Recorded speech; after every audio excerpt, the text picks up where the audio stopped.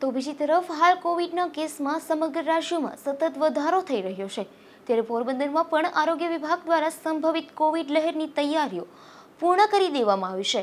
હાલ જિલ્લામાં વિવિધ આરોગ્ય સેન્ટરો ખાતે કોવિડ ટેસ્ટ સેન્ટરો પણ કાર્યરત કરવામાં આવ્યા છે. અત્યારે આપણે જે જૂના કોવિડની ફાઇટ આપણે અત્યાર સુધી ખૂબ આપી, આપણા રાજ્યમાં બેસ્ટમાં બેસ્ટ કામગીરી થઈ, તો અત્યારે પણ ખાસ અમારું કહેવાનું છે કે જે કોઈ પણ આઈએલઆઈ ઇન્ફ્લુએન્ઝા લાઇનક ઇલનેસ હોય અથવા તો સારીના જે કેસ હોય, વધારે કોઈને તકલીફ હોય, શ્વાસની કોઈ જાતની બીમારી હોય, તો એને પણ ખાસ કે કંઈ પણ એવું લાગે તો તમે તાત્કાલિક આપણા જે 20 સેન્ટરો છે ત્યાં RT-PCR ટેસ્ટ પણ થાય જ છે, રોજે રોજ થાય છે, તો ત્યાં પણ સેમ્પલ કલેક્શન કરાવો. 3T જેને કહેવાય, ટ્રીટમેન્ટ ફટાફટ મળે, ટેસ્ટિંગ થાય અને એનું અમને ફટાફટ ટ્રેકિંગ થાય. એના માટે અમારે ત્યાં એ પણ જે કહેવાય લેબોરેટરી ટેકનિશિયન દ્વારા સેમ્પલ પણ ફટાફટ લેવામાં આવે છે.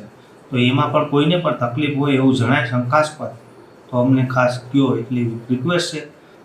આ સમયમાં એનું જે કહેવાય કે આપણે ઇમ્યુનિટી વધે એવો ખોરાક ખાઈએ, ચણા, પ્રોટીનયુક્ત ડાયટ, ગરમ પાણી, કોઈ પણ જગ્યાએ જે કહેવાય કે એવું લાગે કે કોઈ દર્દી આવ્યો છે વિદેશમાંથી, કોઈ પણ જગ્યાએ કાંઈ એવું લાગે તો અમને તાત્કાલિક જાણ કરો, જેને તકલીફ હોય, સિમ્પ્ટોમેટિક હોય.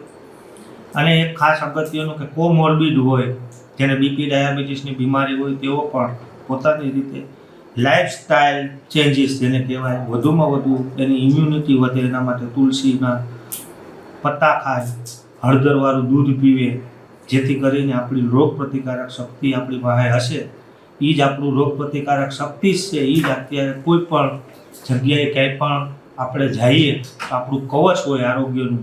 માટે ભૂખા ન રહેવું, વધુમાં વધુ ગરમ પાણી પીવું, કોઈ પણ જાતના સાઇન સિમ્ટોમ લાગે તો તાત્કાલિક અમારી પાસે ટેસ્ટ કરાવો. આપણી બધી ફેસિલિટીમાં ફૂલ માનની DDO સાહેબ દ્વારા મિટિંગ થઈ ગયેલી છે. એ અન્વયે પણ અમે ખાસ કોઈ પણ અમારા કર્મચારીને પણ તમે કહી શકો છો કે ભાઈ આવા તકલીફ છે ફોન દ્વારા, તો પણ અમારી ટીમ 24/7 કાર્યરત છે. Thank you.